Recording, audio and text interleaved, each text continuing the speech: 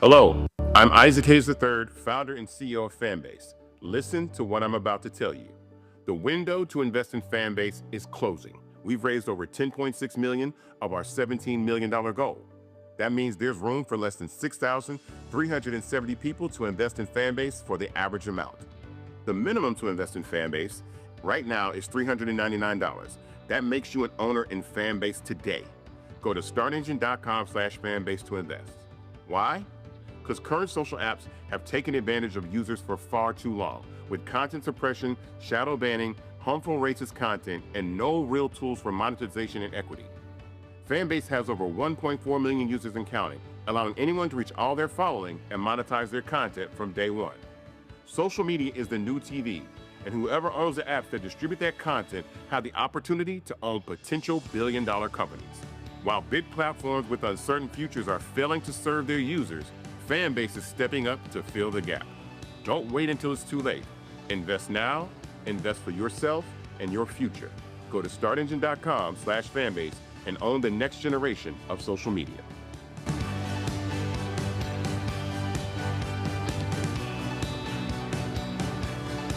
Folks, Black Star Network is here. I'm real revolutionary right now. Support this man, Black Media. He makes sure that our stories are told. Thank you for being the voice of Black America, Roland. Stay black. I love y'all. All momentum we have now, we have to keep this going. The video looks phenomenal. See, this difference between Black Star Network and Black-owned media and something like CNN. You can't be Black-owned media and be scared. It's time to be smart. Bring your eyeballs home. You dig?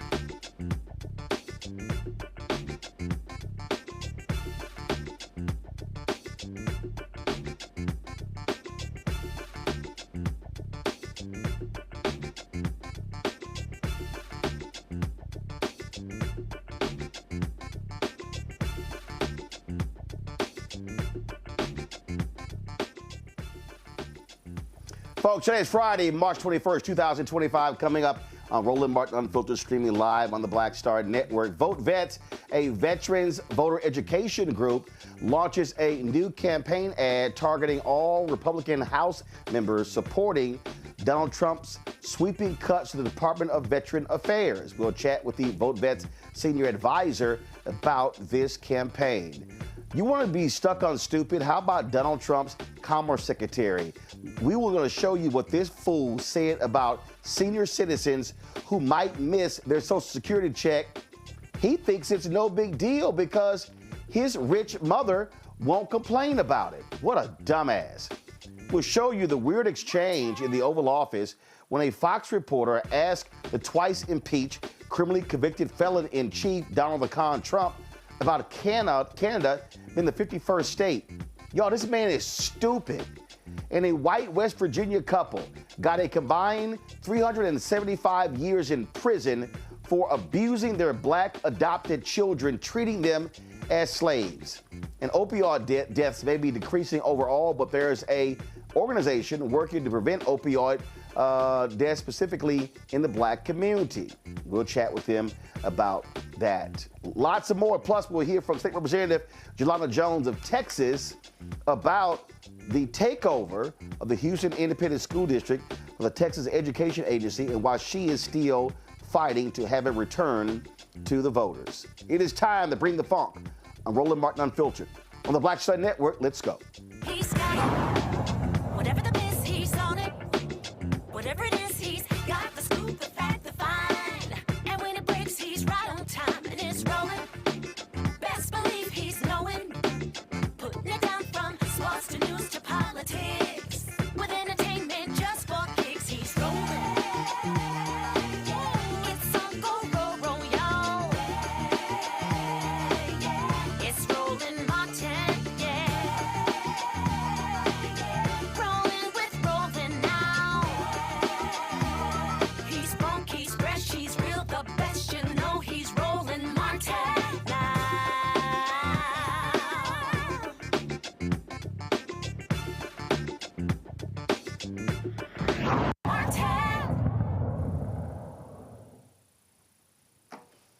Folks, VoteVets launched a multi-platform ad campaign called Stop Elon's War on Veterans, targeting Republican House members. It is a six-figure buy that they are taking. Of course, you've seen massive numbers of veterans being laid off by Donald Trump and Elon Musk. Watch this ad. I was at Barnes & Noble's with my two children, 4 and 10, and my husband, and I received a text from my coworker, and he said, "Have you seen the email?" I served in the military for over 33 years, just accepted a new position in the VA, come into the office, fire up my computer, and I come back, and there's an email sitting there for me. I knew then. I knew what was coming. I have not had a single negative performance review in my 10 years. It feels like veterans are being personally attacked by Elon Musk. I did not put my life on the line for some tech bro billionaire from South Africa to come in here and try to destroy our country. We're going to bear a lot of this cost with rising costs, inflation. I'm literally donating plasma to buy eggs. And our congressperson does absolutely nothing. Stop Elon's war on veterans now. We're joined now by VoteVets Senior Advisor Max Rose. Max, Republicans spend a lot of time praising the military, talking about our veterans. Max, can you hear me? Max, can you hear me? I'm sorry, I'm not able to hear you, but it's great to see you. Can you hear me? Okay. Yes, Max, I can hear you. You can't hear me at all? No, but I can hear you. I'll talk. I can't hear you, but I'll talk a little bit, all right? And we can. Okay, go ahead. There. It's great to see you, my friend, and congrats on your show. Look, what has been going on recently, what we forget is that 50% of the federal workforce of veterans, 50% of those individuals are disabled veterans.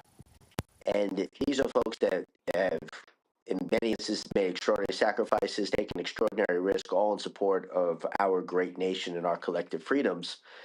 And Donald Trump actually praised many of these individuals during his campaign, right? He openly said, "Hey, thank you for your service. Thank you for your service. You're so great." Then turned around and said, "You're fired." And that's just such a disgrace, and that's why people really detest politics, that type of fraudulent lying and dishonesty and dishonor.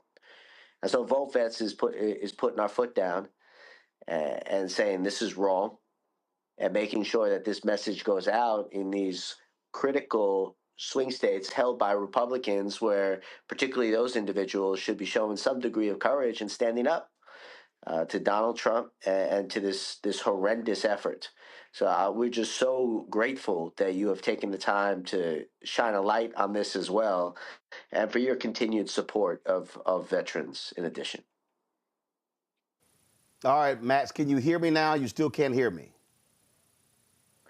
Yeah, you still can't hear me? I still can't hear you, but I'm awfully good at reading lips if you want to go in that direction. But I unfortunately all right, so I'm just, so I'm gonna ask one question. Okay. Are you telling other vets that they need to be fighting back every day in their cities? I wish I had heard what you said, but let me just close out by saying this. I had the opportunity to spend some time with these individuals on a visit to Capitol Hill, and they have families, they have financial responsibilities, and they've just been fired. And that's a really scary moment. And anyone that's been through that, anyone can imagine that, can relate how scary that is. And to a T, what each of these individuals said, though, is this is not about me. This is about our country. This is about my fellow vets. And I was blown away by that. And I should have been, because that's who veterans are, that level of selflessness, that courage, that commitment to country. That's why they served in the first place, put on our nation's uniform. And that's when they got home, they said, we want to continue to serve. So many of them had just were recently promoted. That's why they were on this probationary status in the first place, which made them, I guess, under the DOGE target. It's everything that's great about our country, and that's everything that we need in our government. But these folks, they're not looking for efficiencies. They're looking for radical change to bring our country back, not forward. And that's something worth standing up to and opposing. So thank you again for your coverage of this important issue. And I look forward to another conversation where hopefully I can actually hear you.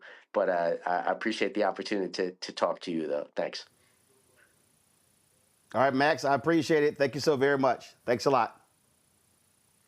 I'm going to bring in Michael Imhotep, host African History Network show out of Detroit. Avis Jones DeWeaver, author of How Exceptional Black Women Lead, Unlocking the Secrets to Creating Phenomenal Success in Career and in Life. And also Matt Manning, civil rights attorney out of Corpus Christi. I mean, let's just be real clear here. We don't have Avis yet. She'll be joining us. Matt, it's real clear. These folks are liars. They're massive liars. Donald Trump never gave a damn about the military. He skipped military service. He was not thinking about them. He played them for fools. And the vets who supported him, they're now realizing he never gave a damn about them. This man crapped on POWs. He crapped on Senator John McCain.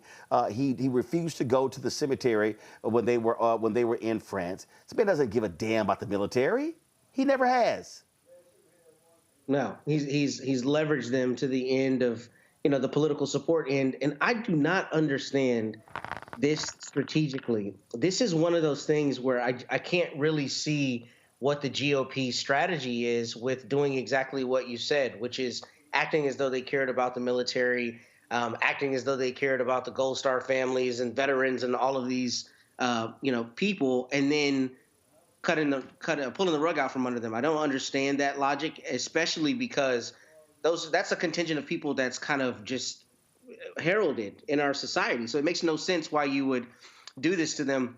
One of my partners is actually a veteran. He's former Air Force officer, and he won at the Supreme Court a couple years ago on an issue related to a Texas DPS trooper who was an Army person who got injured while he was in Iraq and in Afghanistan.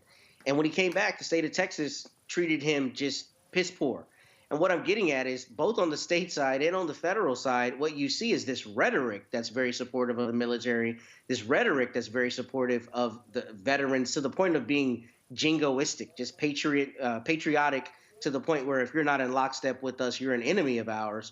But in reality, we're cutting money from veterans and cutting money from veterans programs. And I don't know what that's going to look like in the midterms, but that to me seems to be a failed strategy for the GOP, because this is one of those key contingencies in their base that is going to vote for Trump and has voted for Trump. And it seems like he's just cutting the rug out from under them to his own detriment. I don't understand that. Well, I don't understand why Democrats are not being far more aggressive with this, Michael, because the reality is this here. There were massive support for the Veterans Administration, for the Pentagon under President Biden, and it was there under Obama as well. When you talk about the burn pits bill that was signed that Republicans opposed, so they should be far more aggressive at blasting Donald Trump, Elon Musk, J.D. Vance, and the others for attacking veterans. This is an opening that can have an impact. You've got the 2 congressional special elections in Florida, 1 in New York. Exactly. You've got gubernatorial races later this year as well. This is what you do. This is how you, frankly, beat them over the head when it comes to their cuts. Absolutely. And this is one of the reasons why last week, I think last Friday it was, when we talked about Senator Chuck caved in Schumer, and why I said it was wrong for Chuck caved in Schumer to cave in, because what Chuck didn't say is about unleashing Republican voters who are showing up to these town hall meetings that a few Republicans continue to have, like Republican Chuck Edwards, and their voters are pissed off. You let those Republicans go deal with the Republicans that they voted into office. You don't have to try to figure out a pathway out of this. So the veterans are an example of this. You have veterans who are showing up to these Republican town hall meetings saying, we did not vote for this. We did not vote for you to take our rights away from us, to fire us. We did not vote for Elon Musk. You're correct, Donald Trump, just like many dictators, love their generals. He referred to them as my generals. I don't know of any other president in the modern era that referred to generals as my generals. He got 5 deferments, and he actually said his Vietnam was avoiding getting STDs in the 1970s. I don't know if he was successful in avoiding getting STDs. We'll see. Maybe we need to have somebody do an investigation on that. And remember, also, this at the same time, they're firing veterans. You have an attack on DEI in the Pentagon. You have Charles C.Q. Brown, who was fired, and Donald Trump at first liked him, but then he said, oh, he supports DEI, okay? So you see this all across the board. You see Pete Hegseth replace Lloyd Austin. Lloyd Austin, 4-star general. Pete Hegseth is not even qualified to tie Lloyd Austin's shoelaces. So all of this is an insult to veterans. So yeah, this is a big opening for Democrats, but at the same time, we're going to need some different type of Democrats, those who want to fight and know how to fight. And you see many of them stepping up. Representative Jasmine Crockett, Alexandria Ocasio-Cortez. You see Bernie Sanders, even though I have been critical about him in the past. You see Bernie Sanders and AOC on their Fight Oligarchy tour, et cetera. So this is a huge opening for Democrats. Well, and again, the bottom line is this is about how you fight and then how you target folks when it comes to that. And so hopefully, again, they are going to realize that you really can really get folks focused on what is happening. Now, Elon Musk, DOGE gets hit with another legal defeat. A federal judge temporarily blocked the agency from accessing systems at the Social Security Administration that contain the sensitive information of millions of Americans, delivering another setback to Donald Trump. U.S. District Judge Elon Hollander wrote a 137-page decision that a group of unions challenging DOGE's access to the Social Security Agency's record systems was likely to succeed on its claims that the efforts violated the Privacy Act and a federal law that governs the agency rulemaking process. The judge granted a temporary restraining order requested by the labor unions. In February, they filed a lawsuit challenging the legality of the SSA's decision to allow DOGE to access sensitive, personal, and confidential information about millions of Americans. Now, let's talk about this whole deal with Social Security. If y'all want to see some sheer stupidity, check this out. In a podcast, Donald Trump's Commerce Secretary, billionaire Howard Lutnick, who ran Cantor Fitzgerald on Wall Street, literally had this message for seniors if they don't get their Social Security checks on time. Listen to this. Let's say Social Security didn't send out their checks this month. My mother-in-law, who's 94, she wouldn't call and complain. She just wouldn't. She'd think something got messed up, and she'll get it next month. Yeah. A fraudster always makes the loudest noise, screaming, yelling, and complaining. Okay, I want y'all to hear that again because I need you to listen to what this billionaire just said. Listen. Let's say Social Security didn't send out their checks this month. My mother-in-law, who's 94, she wouldn't call and complain. She just wouldn't. She'd think something got messed up, and she'll get it next month. Yeah. A fraudster always makes the loudest noise, screaming, yelling, and complaining. You listen to him. Did y'all hear that? Yeah. So my 94-year-old mother-in-law, she's not gonna complain. You're a billionaire. This is the crass, shameful, despicable stuff that comes from these idiots. There are people who, when we say depend on that Social Security check, it cannot be a few days late. Oh, she's not going to call. She won't say anything. she's just going to yell at me. How callous, crass can you be? 73 million Americans depend on Social Security checks. There are people who literally live check to check. And these assholes say stuff like this. Michael, you first. Well, Howard Lutnick, billionaire, is a reflection of how Donald Trump thinks about many of these people who voted for them. They're screwing them over. So they don't care about these people. They use them as pawns to get into office so they can get as much money as they can, however it is, and they don't care who they hurt. But those 73 million people on Social Security, they need to organize, they need to protest, but also go to fec.gov, Federal Elections Commission, and look at the top 2 or 3 corporations that finance Trump's campaign and launch nationwide economic boycotts against them to hurt them economically. But these people do not care at all. Matt? I mean, I think y'all have said it. I think it's callous.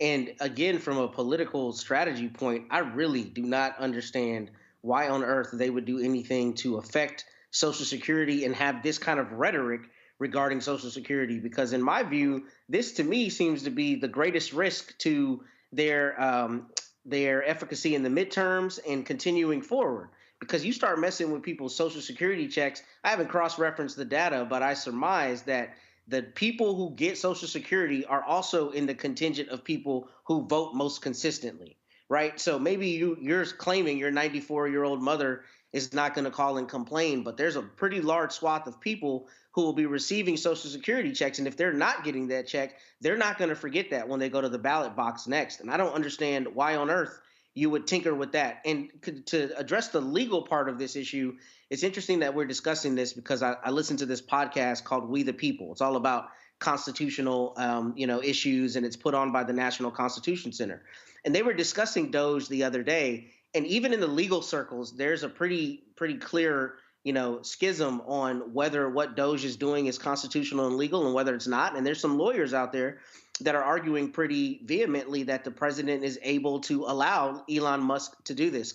I tell you that to say I'm glad that we had this win from the federal judges, but if the federal judges don't hold the line, there's not going to be any check whatsoever on this. And it's crazy that DOGE is plugging into agencies getting, secure data that is really, to me, doesn't seem to be germane to the question of whether there's waste and fraud and all these things they're allegedly looking for. It looks like it's a land grab, as Michael said, because we know that data is, today's gold. That's what these companies use to make money. So I'm hoping that the federal judges continue to hold the line as this one did, but there are a lot of legal thinkers out there who are thinking that this is permissible, and that's a scary thought in and of itself.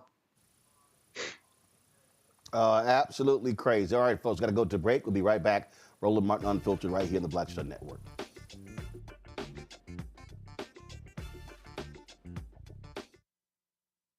Next on the Black Table with me, Greg Carr.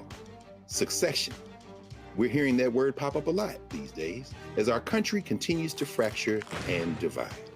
But did you know that idea, essentially a breaking up of the USA, has been part of the public debate since long before and long after the Civil War, right up to today? On our next show, you'll meet Richard Crichton, the author of this book, who says breaking up this great experiment called America might not be such a bad thing.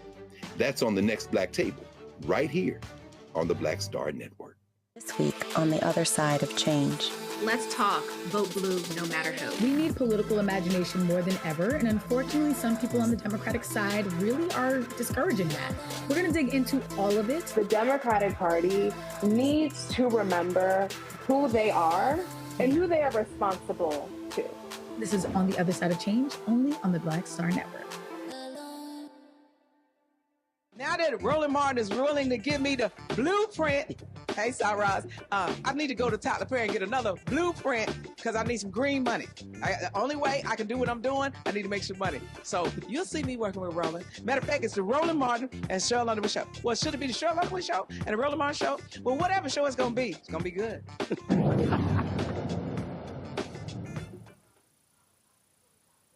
All right, folks, welcome back to Roland Martin Unfiltered. Don't forget, if you're watching our YouTube channel, be sure to hit that like button because all of that impacts for folks, of course, the video being recommended. So hit the like button as you are sitting here watching the show. All right, folks, let's get on to our next story. Again, the sheer madness that we see taking place in Washington, D.C. is astounding. And every day it's something else. It's another thing. Now the Department of Justice, another top prosecutor with years of experience, has resigned amid major changes from these idiots. In an interview with NPR, Sean Murphy, who served in the group that prosecuted crimes stemming from the January 6th attack, said, quote, "It just was not a Department of Justice that I any longer wanted to be associated with." He's a veteran prosecutor, previously worked for the Bronx District Attorney in New York in New York. In 2018, during Trump's first term, he joined the U.S. Attorney's Office in Puerto Rico and worked on drug trafficking and illegal gun prosecutions. Most recently, he served in the Department of Justice's Capitol Siege section, which prosecuted more than 1,500 people for crimes stemming from the January 6, 2021 domestic terrorist attack on the U.S. Capitol. Now, what we know is Donald Trump, of course, he pardoned all of those individuals.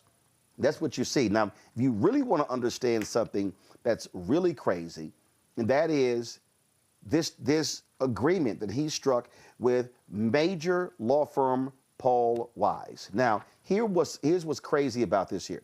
So Donald Trump signed an executive order targeting law firms linked with Democrats, law firms that represented progressive organizations, okay? So here's what happened. He specifically named them. Now, nearly every legal scholar says the executive order is simply illegal. But Paul Weiss decided, hey, you know what? We can't chance it, so let's negotiate a deal. Now, the firm is called Paul Weiss, Rifkin, Wharton, and Garrison. All right? So its chairman, Brad Karp, actually went to the White House in the Oval Office, met with Trump. And they came to an agreement. In exchange for Donald Trump dropping this executive order, they would agree to $40 million in pro bono legal services for Trump-approved causes. Trump also attacked in the executive order a former law partner of Paul Weiss who had gone to work for the district attorney's office in New York. And he said, "Oh, that DA was that former partner was corrupt, was unfair." So then he claims that he got an apology from the chairman of this law firm. Well, guess what? Legal folks across the country are shocked of the capitulation of Paul Weiss. They're like, "What the hell are you guys doing?" But this goes to show you the corrupt nature of the thug in chief. He is on a retribution campaign. He is targeting enemies. He is using the power of the office to target private companies, law firms, and others. And guess what? Republicans are saying nothing. They are saying nothing. In a moment, I'm going to play for y'all a clip from a town hall from Iowa, of Chuck Grassley, who is the Senate Judiciary Committee chair, okay? And folks are like, are you going to call this unlawful stuff out? This is a lawless administration, and they don't care. We are operating in a dictatorship. That's what's going on here. Matt, I'm going to start with you. For this major law firm to fold the way they did, and when you see media companies folding and other people, basically they're all saying, we are scared to death of this man, Donald Trump, so we're just going to bend over and take it. You agreed to $40 million in pro bono services for stuff that Trump approves? What the hell? Yeah, it's ridiculous. And I didn't read anything that Paul Weiss put out. I actually read about this, what you're talking about with the $40 million pro bono in a Facebook group for lawyers all across the country. And overwhelmingly, the comments were people excoriating Paul Weiss. How dare you? If anybody's going to stand up, it's got to be us. This is what we do for a living. We fight for a living in courtrooms every day on behalf of people. And if anyone knows the mechanisms to stand up for yourself, it should be lawyers. So for a major law firm like this to capitulate in this way is abhorrent, and especially to try to sanitize it by saying, oh, the $40 million are going to be for, in pro bono is going to be for things like, I think, veteran services and some other stuff that, they were trying to kind of spin it and make it seem like it's not as bad as it is. But what it comes down to is they are giving in to this dictator. And what I don't understand is how law firms of this magnitude, of this, level of respect, don't say absolutely not. You can't punk us that way on the world stage. But when they capitulate, when Schumer capitulates, when all of these people capitulate, all it does is give more gravity to the idea that he can keep playing the game this way. Because look, with a bully, you normally got to punch a bully in the nose. Somebody's got to stand up to him. And if you don't stand up to him, he's going to keep doing what he wants to do. So I don't understand why Paul Weiss took this tack, but I was heartened to see that lawyers across the country thought that this was terrible. And they were calling him out. Like, you can't spin this to me like it's going to be a benefit from the pro bono money. If anybody should have stood up, it's you, because you have the kind of platform and the kind of gravitas to stand up and make a difference. I mean, here's also what's happening here, Michael. A lot of these firms refuse to also represent Donald Trump in many of his legal cases. And so he's now attacking them. There's a letter that some former Paul Weiss workers are working on. And this is from the Bulwark. Sam Stein has this piece. And the letter says, here I had some degree of faith that the firm I loved and thought I knew so well would stand by the ethos that recruited me there in the first place. A place filled with fearless advocates who valued the rule of law. A place with a storied history where merit, judgment, and principle were prized above all else. A place that elevated women attorneys, black attorneys, Jewish attorneys, and pedigreed and unconnected attorneys decades before any political or capitalistic win would justify doing so.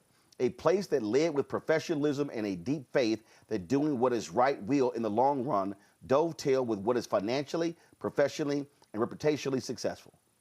Here's what Donald Trump and the Republicans are trying to do.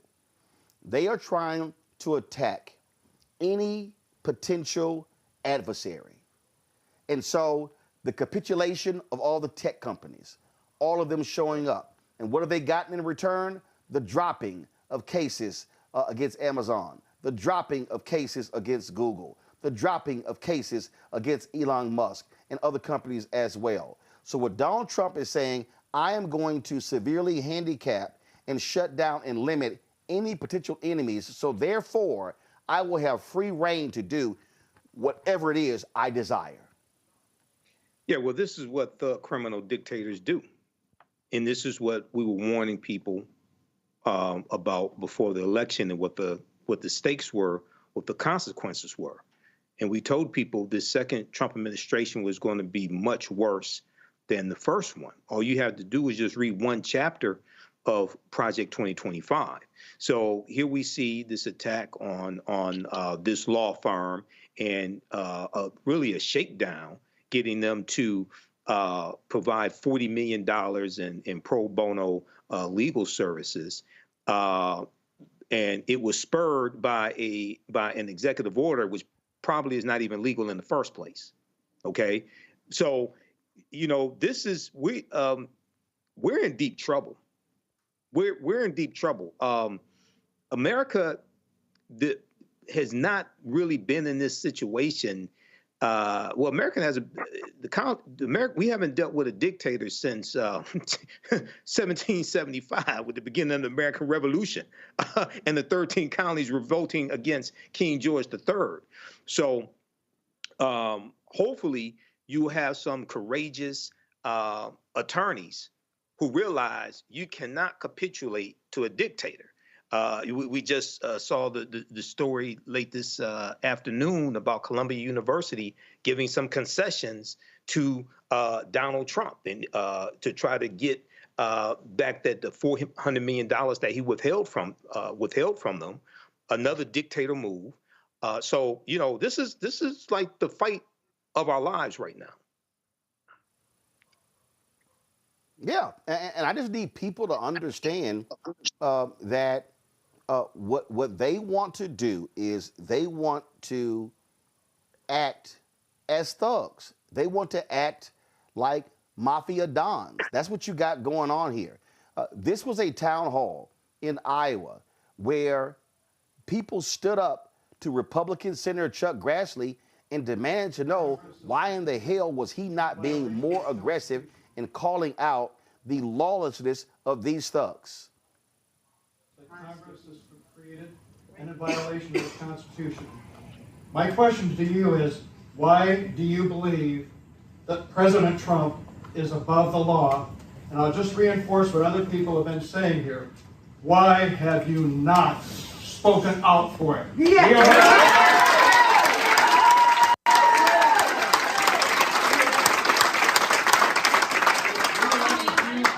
Job, and we have trusted you with our votes. We have sent you to Congress for decades.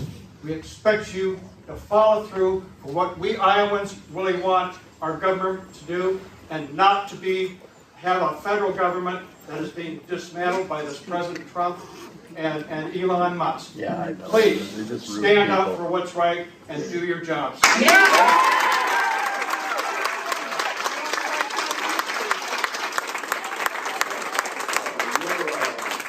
Statement gives me a wonderful opportunity to explain to you that constantly, every time I go from my office to the Senate floor, there's journalists not by the dozens, but by a couple dozen that are there to ask me questions all the time. And I take time to answer their questions. And I never see anything in print that I ever say to them. So I have to assume that you don't get a chance unless you do a vast amount of reading, that you never see anything that I say to the journalists in Washington, D.C. So this is why on a weekend I put out something on my website called The Scoop, that carries all the things that I have said or speeches I give on the floor of the United States Senate or press releases, because I can't count on the... Michael, here's why Chuck Grassley is full of shit. I am literally scrolling through his Twitter feed, and I'm at February 7th, and he's got stuff about heart disease. He's got stuff about the post office. Oh, Chairman Grassley discusses Pam Bondi's commitment to the Constitution as Bondi takes the reins at DOJ. And I'm sitting here and I'm scrolling. Oh, he's got all this stuff about a whistleblower against Hunter Biden being promoted at the IRS. Oh, a whistleblower provides records to dealing with Jack Smith. Let's see here. Let's see. Senior Judiciary Chairman Chuck Grassley discusses Kash Patel's nomination for FBI Director. Patel is the right change agent for the FBI. I'm still going through. There is nothing. See, I need everybody who's watching and listening to understand what he did. Well, you know, when I come out, I mean, you know, all these reporters are out there, and I talk to these reporters, and so I say these things, and these reporters don't report. Do y'all know how bullshit that is? Let me explain to everybody who's watching so y'all really understand what I'm talking about. If Senator Chuck Grassley, who chairs the Senate Judiciary Committee, talked to a reporter and said to a reporter, and he criticized the lawless actions of Donald Trump and Elon Musk and MAGA and Stephen Miller and J.D. Vance, I can guarantee y'all there would be headlines, there would be video, there would be stories. He stood in front of those people and lied, Michael. Oh, no, it's the media's fault. I'm saying these things. I'm sorry all of you back home can't hear these things because guess what? The media, they're not reporting it. It's their fault. Okay, Chuck, explain to me then why I see nothing on your Senate feed, Twitter feed. I see nothing on your personal feed. You're a damn liar. Absolutely. Chuck Grassley is a liar and a coward. And if you remember the last time that he ran for re-election, he was on the campaign trail with Donald Trump as well. Chuck Grassley knows better. He's been in the Senate for decades. I think he's in his early 90s. He knows better, but he's a coward. And this is what someone as corrupt as Donald Trump does. He corrupts people around him. But at the same time, you cannot be in power and be a coward because you're going to back down from a tyrant. So those people there were absolutely correct to call Chuck Grassley out. I want to know, Chuck Grassley, where are your sit-down interviews with Fox News where you called out this corruption, you called out Donald Trump, and you called out Elon Musk? I'm sure you've done some sit-down interviews more than just reporters in passing asking you questions in the halls of the U.S. Senate. So, yeah, he absolutely lied. And the other thing, Roland, I think that very soon you're going to start seeing some of these Republican constituents initiating recall elections from members of the House of Representatives and members of the U.S. Senate who they have deemed have betrayed them. I think you're going to start seeing that. Well, remember, the recall elections can only take place if state law allows that. Right, so no, I don't know I don't know in what places you can actually have a recall election of a member of Congress. Now, there are certain states, California, you see recall elections of mayors, of DAs, of the governor, but I don't know about members of Congress. But Matt, this is the thing that cracks me. He's literally going to me. It's the media. It reminds me of Chris Rock and Bring the Pain. It's the media. It's the media. It's the media's fault. We all know that if Grassley called out some of these actions, it'll be wall-to-wall coverage. This man is gaslighting these people and just staying there and lying. And I'm glad to see that you got Republicans. I saw another video. It was from a town hall in Wyoming because, the former Wyoming Senator Alan Simpson passed away on March 14th.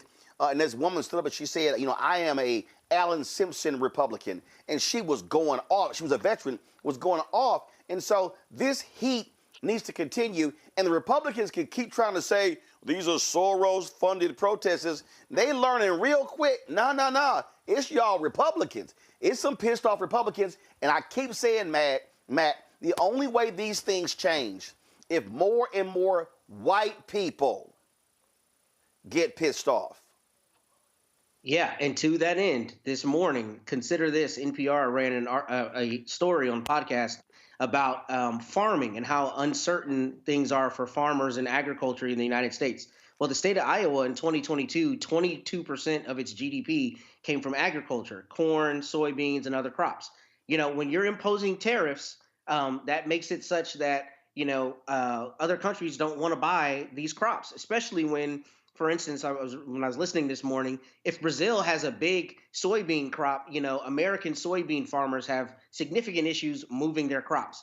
It makes it much harder when the government is working actively against USDA, as we've seen reports from where they're not honoring previous contracts and they're not, earmarking the same amount of money. And to that end, I'm on the local food bank here in my area, and I read a New York Times article today that said that Feeding America, which is the organization over food banks, is expecting considerably less money this year from the USDA, which will mean that far fewer people can get food from food banks.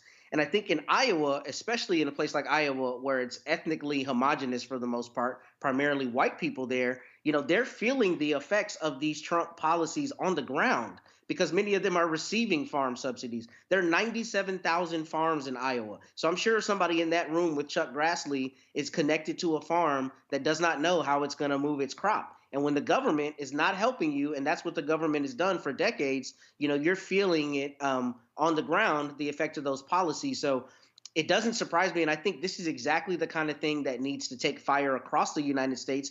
And you need to see exactly what you're saying. This is not Soros Democrats. This is not AOC or whomever you're trying to make the far left, this scary bad Marxist. This is the person down the road from you whom you think is a normal American or, the prototypical white American who is realizing that now they voted for a person who is working actively against their interests despite what they were told. So we're seeing that. And for Grassley to stand there and act like, oh, it's the media, when what's really happening is all of these cowards in Congress and in government are afraid that they're going to draw Trump's ire. So they're just rubber stamping everything, which makes no sense to me, because if all of them stood against him and said, look, man, you don't got that kind of juice, then they would be able to make things happen in a way that they're not completely cutting out their base and completely just capitulating to the authoritarianism that we're seeing. So I think it's going to require profiles and courage, not only from Democrats, not only from people on the other side, but from people within that party. And we just are not seeing that yet.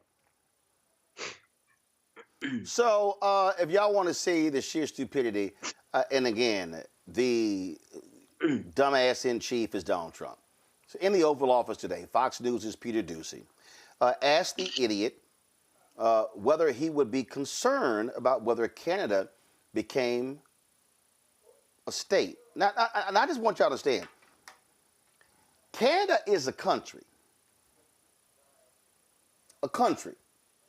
Now, a huge part of America was created through the Louisiana Purchase.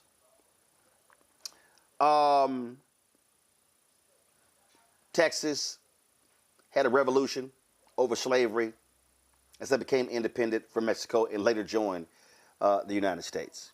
So this idea that, oh yeah, Canada is just going to become a 51st state is crazy. And his was also stupid. And this is why these right-wingers are really dumb, because they go along with Trump. Do y'all understand that if Canada became a state, Canada would have 2 Democratic United States senators? And Canada would have so many congressional seats, the Democrats would control the House. But don't mind the facts. So this is only for comedic purposes. In fact, control room, I need y'all to change the lower third. I need you to change that lower third, okay? I need that lower third to say, this is for comedic purpose only. This is for comedic purposes only. No, get rid of that. Get rid of that. I need that lower third to say, this is for comedic or entertainment purposes only. That's what I want. That's what I want the bottom to say. Cause see, I'm gonna take y'all back when I was at CNN. We were talking about Donald Trump, and I said this. I said anytime Trump comes to this network, we should have a crawl at the bottom and say this is for entertainment purposes only. And Ken Jouts, who was executive vice president, literally sent me an email telling me not to criticize Donald Trump when he was coming on the network. And I was like, are you serious? Yo, that was literally the executive vice president at CNN who sent me that email. And so this, let me know when y'all have it ready, because I want it. I'm not going to run this video unless it's at the bottom. But this dumbass just sits there and just says stuff. Yeah. And then y'all going to hear something in there. Well, I don't know. How was this perfect line drawn to create the border? I keep telling y'all, this man is stupid. I mean, you know, Robert Kennedy Jr. admitted to having a worm in his brain. I think this fool got a worm in his brain. Because I swear he says some of the dumbest stuff you've ever heard in your life. Oh yeah, you know, I don't know. They just drew a line. They just drew a line, and it was perfect. And how did they come up with the line? So y'all don't have it ready yet? Because I got to go ahead and play it. All right, let's go ahead and play it.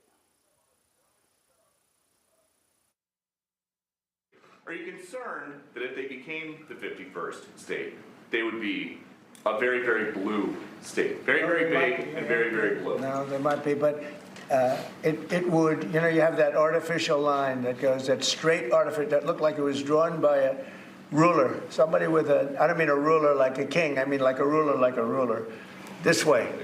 And it's just an artificial line that was drawn in the sand or in the ice. And you know, and can I tell you, Peter, just you add that to this country, what a beautiful landmass, the most beautiful landmass anywhere in the world.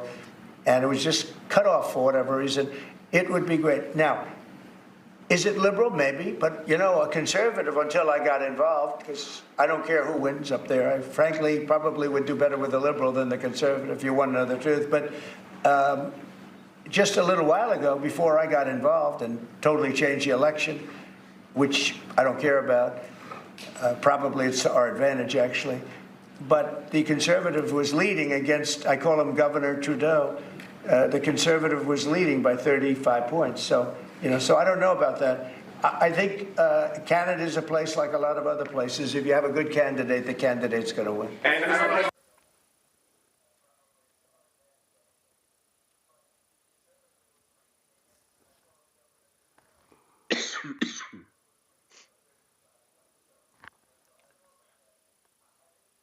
Now, we already know this fool can't read.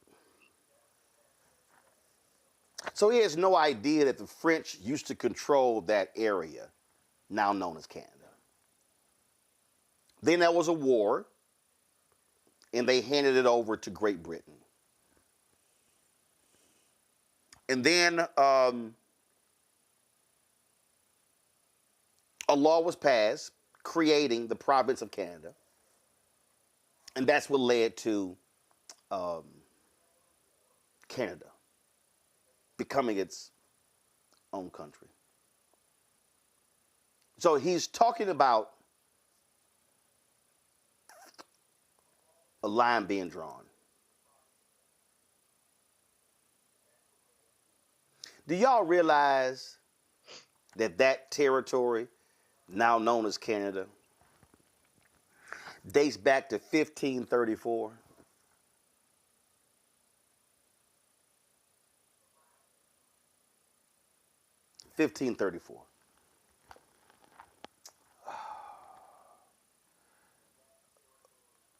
You know, it's real hard for me to have to deal with stupid people. So if the province, what we now know as the country of Canada, dates back to 1534.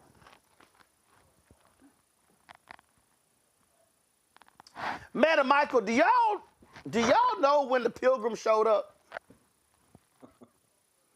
That'd have been 16. We talking about 1620 on the Mayflower. 80 years later. 80 years later.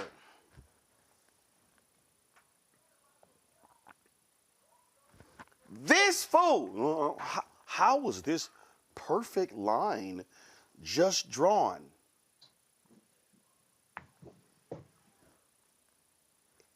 The area existed before the United States existed. Mm-hmm. This is precisely why, Michael, these idiots want to get rid of the Department of Education. This is why, this is why they want to ban books.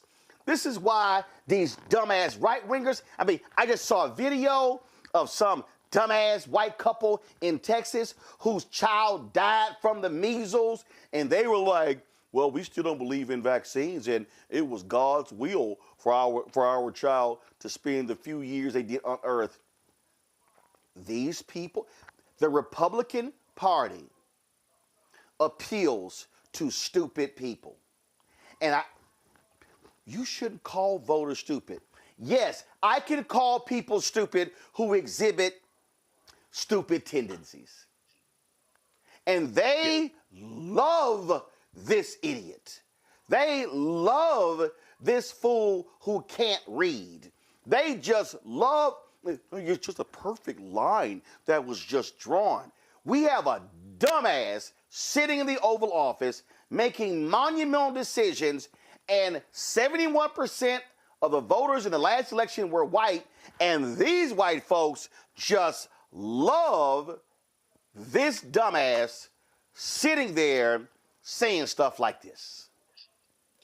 Yeah, well, remember a few years ago, Donald Trump said he loves the uneducated. And this is an example why. He absolutely does. He's ignorant of history. His wheelhouse. He'll mention the uneducated is his wheelhouse. Yep.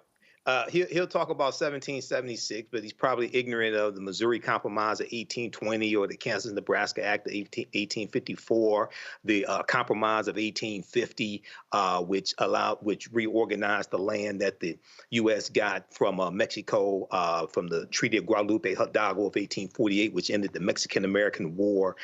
He's ignorant of all of this, but this is also why you have a direct attack on the U.S. Department of Education, even though the Department of Education does not set curriculum, that's set at the state and local level, but also the attack on higher education. Dictators cannot control people who are highly educated, who understand how law works and things like this. So this is a concerted effort to continue to dumb down Americans. And Americans are very ignorant of history, law, politics, how the economy works, things like this. But Trump wants them even dumber. Okay, so when we look at this attack on the Department of Education, once again, this goes back to the fight after Brown versus Board of Education and the IRS threatening to take away the nonprofit status of these Christian schools, these segregation academies that refuse to desegregate and were using vouchers, giving them to poor white children to keep the schools segregated. Okay, and then when the Department of Education is created in 1979 by Congress signing the law by President Jimmy Carter, you had immediate backlash to it by conservatives. Ronald Reagan wanted to dismantle the Department of Education. He didn't do it, but now you have Donald Trump trying to fulfill that promise. And this goes back to this divide between the South and the North as well. No. It really goes to the divide of smart and dumb, Matt. I mean, I'm sorry. I can't. See, we love to sit here. Oh, no, we shouldn't say that about people. We shouldn't say that because, we should be listening to them. No, I'm sorry. I don't know about y'all, but if I'm at a dinner conversation and somebody is just dumb and they're just saying dumb stuff, I just can't sit there in front and listen to it and go, that's an interesting point. Sorry, I can't. I just don't have it in me. Yeah, but see, I think it's way more sinister than smart and dumb because, I don't think Trump is particularly smart. But the people he surrounded himself with are smart at trying to do whatever they can to be dastardly and evil, and that's leverage uneducated people. I mean, that's the only reason there'd be more white people on welfare and people would vote against, welfare programs, right? Because white people in the southern states that are overwhelmingly on welfare would vote against it or vote for the candidate who's against that because they're not educated. And I think the sinister part of it is, all of these people in his orbit are people who are leveraging that lack of knowledge. The other thing that I think is kind of crazy about this is we know he's full of contradictions and just straight up lies. But the idea that it's an arbitrary line, interestingly, doesn't apply when it comes to immigration, right? Because all of these land masses, all of these nation states are things that came about one day, but they're arbitrary. The Rio Grande is a river that separates Mexico and Texas, but it's an arbitrary line. Before that, people lived on both sides and there was not the United States and the country of Mexico. Those things are all relatively recent in the course of human history. So to act like, there's an arbitrary line separating the United States and Canada, like all of these are not arbitrary lines. And like indigenous people did not live here for millennia before it was ever found by Europeans is one of those things that you don't bring up because it's not about the actual facts. It's about the rhetoric and it's about the vibes, if you will. And the vibes are, I'm Trump. I say whatever I want to say. I'll call out whoever I want to call out. I'll make fun of people. I mean, we all know Canada is a sovereign country, right? But to call him Governor Trudeau, that's about getting at Trudeau and trying to undermine him and his authority more so than it is anything else. I mean, nobody realistically thinks Canada is going to become the 51st state. And even with that, all those Canadian provinces have, unique cultures in and of themselves. Alberta is basically the Texas of Canada. You go to York or you go where Toronto is, and it's completely different in terms of how it is constituted. So that's not a thing that would even happen within one state. You having that kind of multiplicity of cultures and things to the extent that they've existed in these separate provinces. But to me, this is a matter of the sinister and the evil, and that's just always advancing their goal. It's not about smart and dumb, because they know nobody is dumb enough to really think Canada is going to become the 51st state. Maybe a small group of people out there, but I can't imagine that's a real thought. All right, folks, this just in, some breaking news. Donald Trump and his fellow racists, they are revoking the legal status of more than 500,000 migrants. And these are individuals from Cuba, Haiti, Nicaragua, and Venezuela. Now, we know he didn't give a damn about the Haitians, but I'm sure all those Cubans, Nicaraguans, and Venezuelans who voted for him are going, what happened? How you do it to us? So Trump and his bigots are terminating their work permits, removing the deportation protections under an immigration authority known as parole, will take effect in late April. And this is a notice that was posted by the federal government. And in this notice, give me 1 second, it says termination of parole processes for Cubans, Haitians, Nicaraguans, and Venezuelans. And they are urging them, Matt, to self-deport. That's, man. I mean, I don't put anything past this administration. And you said Venezuelans are in that group, right? I haven't read that order myself, but did you say Venezuelans are also in that group? Is that correct? Yes, Cubans. Okay. Yeah, the order is very specific. The order is very specific, and we're going to pull it up in a second. Let me, literally, this just came down. Give me 1 second. I'm sending this to the control room. So the order says, Department of Homeland Security, termination of parole processes for Cubans, Haitians, Nicaraguans, and Venezuelans.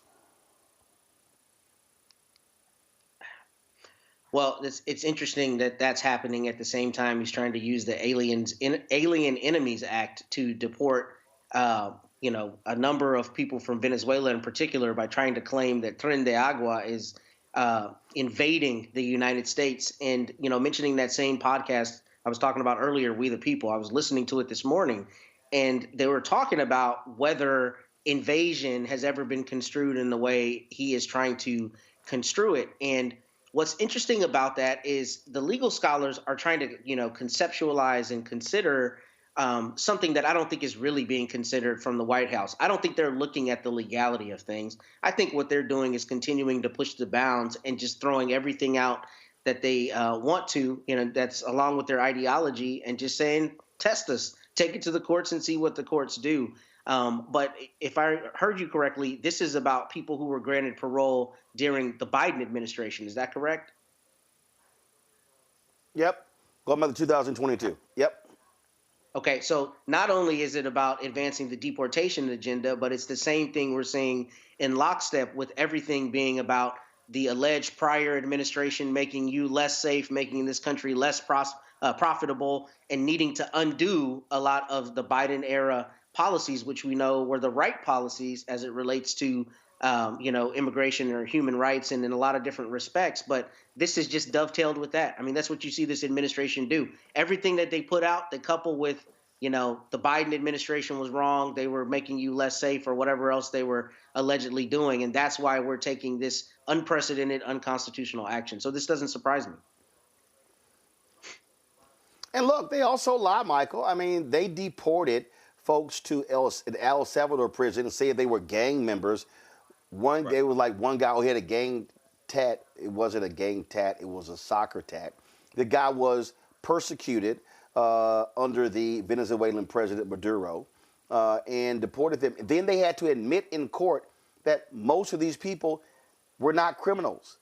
They had no criminal record. They're liars. They literally lied. They went on television and lied. They went on radio, online and lied. They are liars.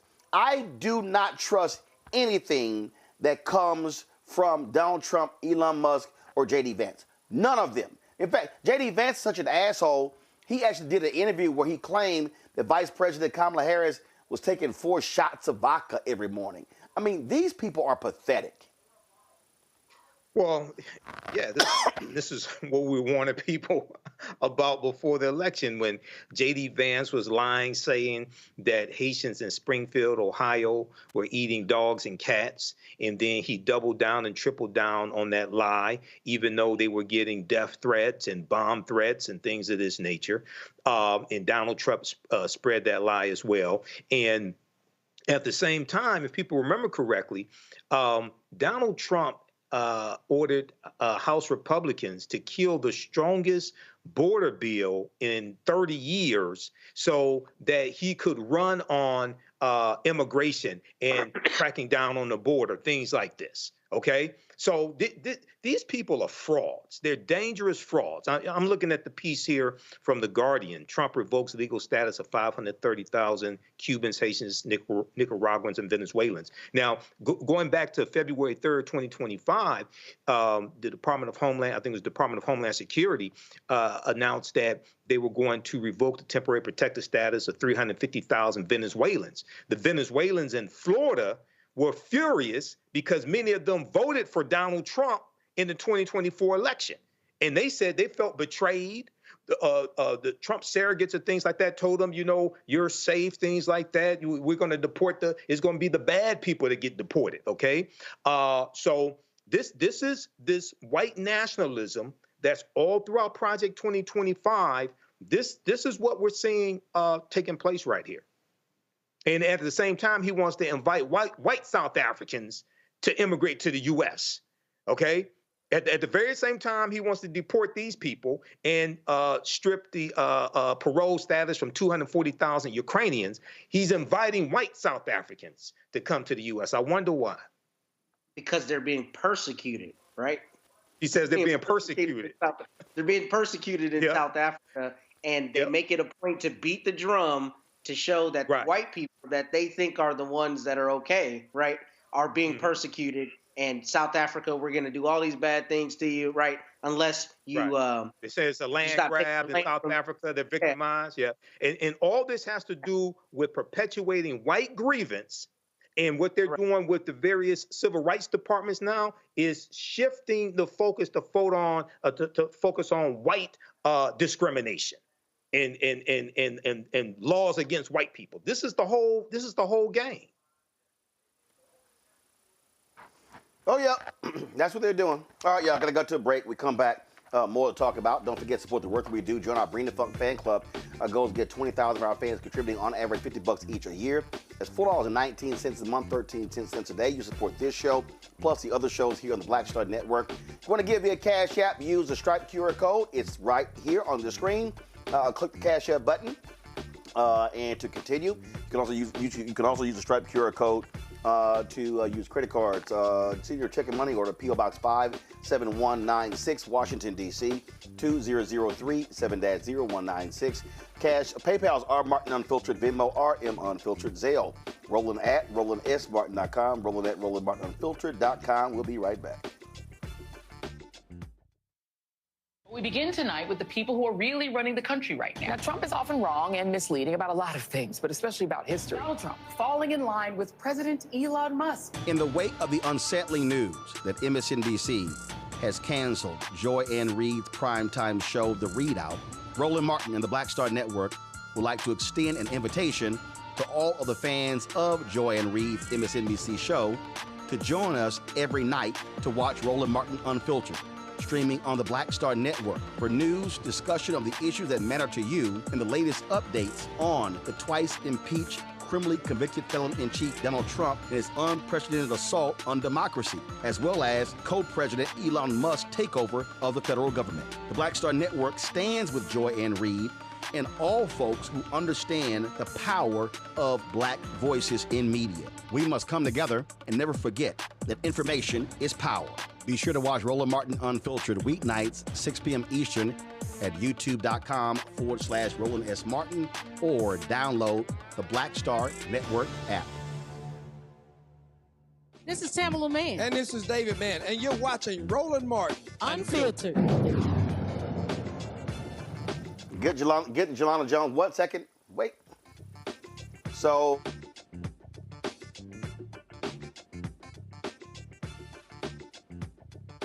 let's go. All right. I was in Austin a couple of days ago, and I was chatting with State Representative Jelana Jones.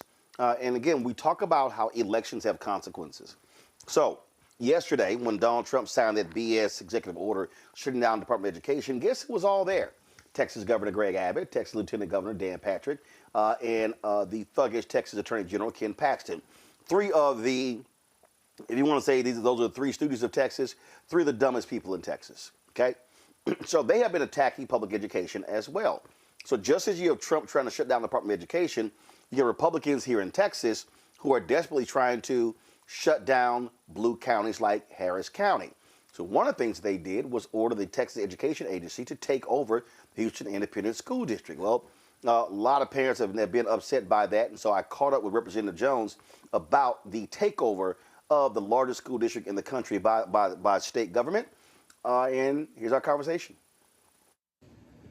All right, folks, Roland Martin here, Roland Martin Unfiltered. I'm here with State Representative Jelana Jones at the Texas State Capitol.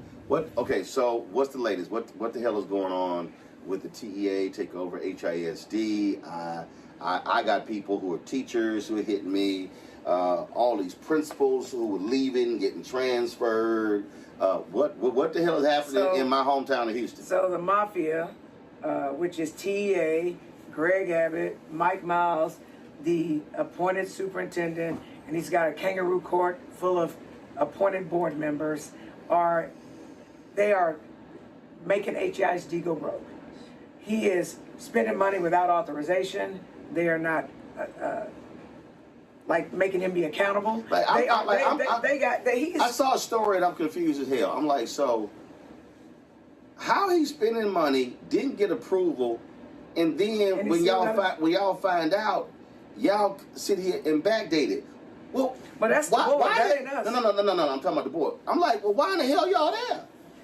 Because they're there because Abbott appointed them. But my point is, if you on a board, you're supposed to have some oversight. Hell, if you're not going to do any oversight, well, just stay home.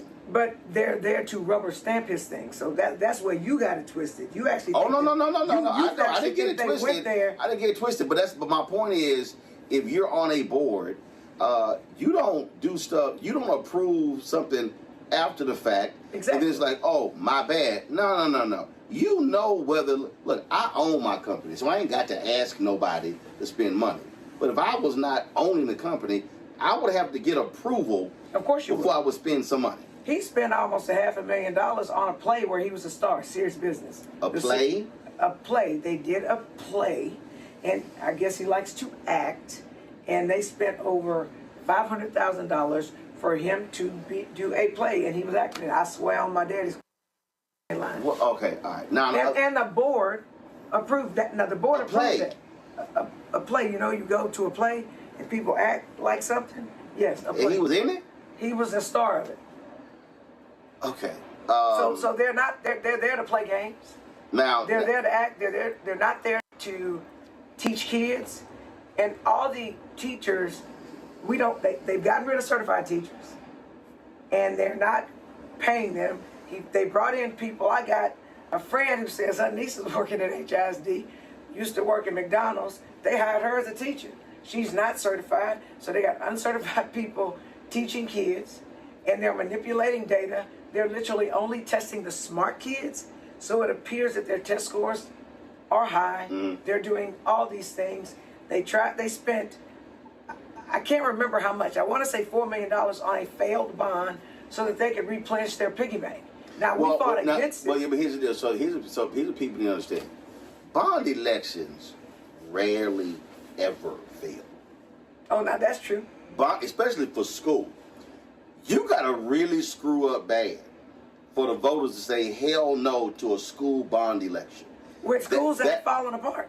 That was an absolute protest vote where the public said, no, we are not about to hand you several $billion. Yeah. That's what that was about. And again, I want people to understand across the country, bond votes for schools rarely fail. Right, but they always pass mostly because right. most people want to spend money. They're willing to pay back bonds in order to give children good facilities and great environments to learn. So that says a lot about how Houston voters feel about what's happening. And let me tell you something. They have employment fairs at HISD all the time.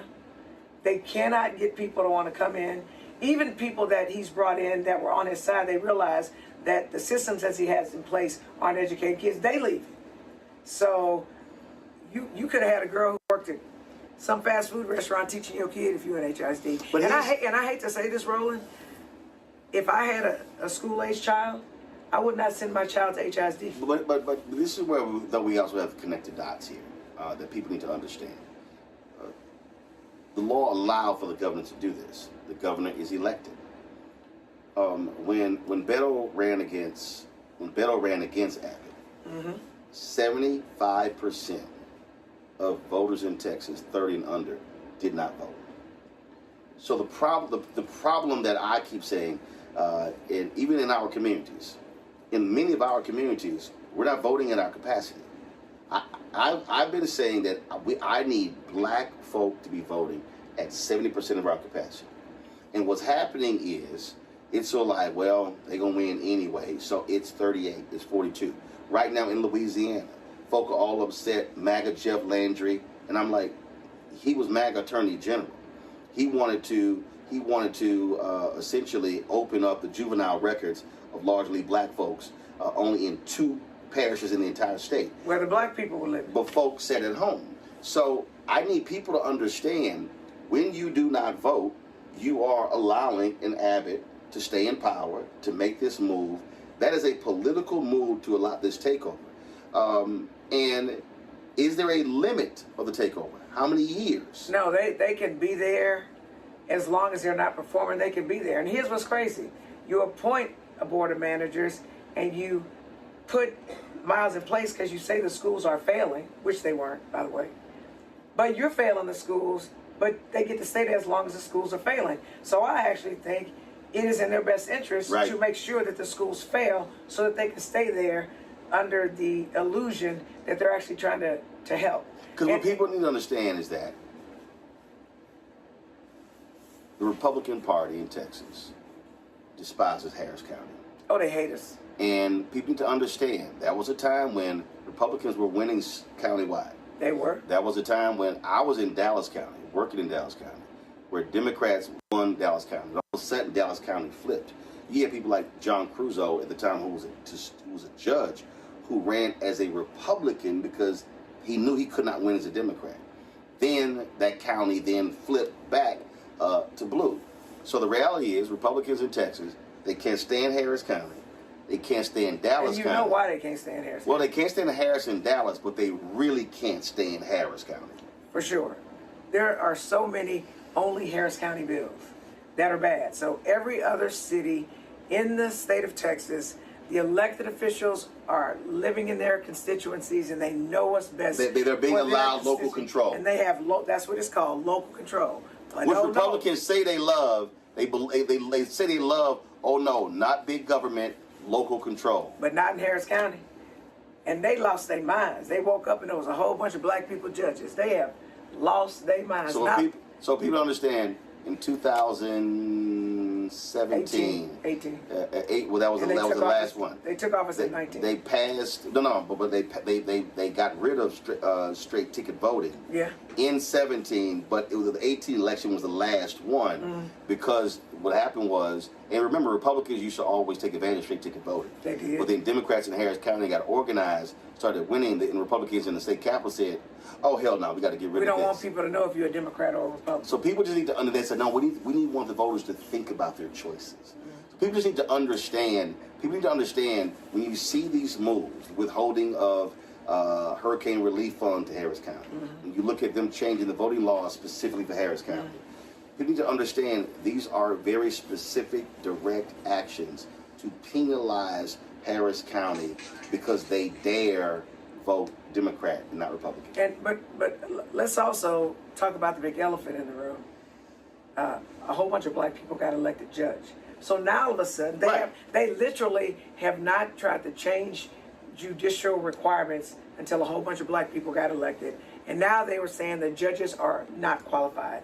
A dude came and testified yesterday before the Judiciary and Civil Jurisprudence Committee and talked about how the problem with the judges, for the most part in Harris County, is that they are basically not smart enough, which is what they say about black people. They're not qualified, and they're the only ones who will take these low-paying jobs. Therefore, we need to increase the salary of the judges so that we can get better quality of people who actually know the law. So for the most part, they saying black people, we dumb, we stupid, and we cheap, and we need to do better so that we can attract non-black, more qualified, smart white people. I need you to send me that name so we can pull that video, because I want to run that video on my show. Okay. But again, I just need people to understand who are watching and who are listening to this, that this is what we mean when we say elections matter, and there are results of elections, and if you win, winners get to control what's going on.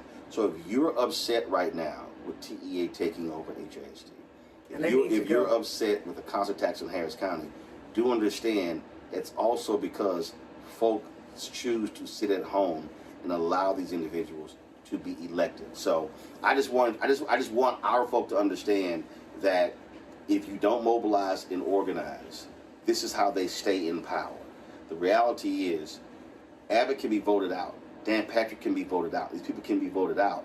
But we have to have folk who are not so complacent where we say, well, you know what, they're going to win anyway, so I don't have any power. Right.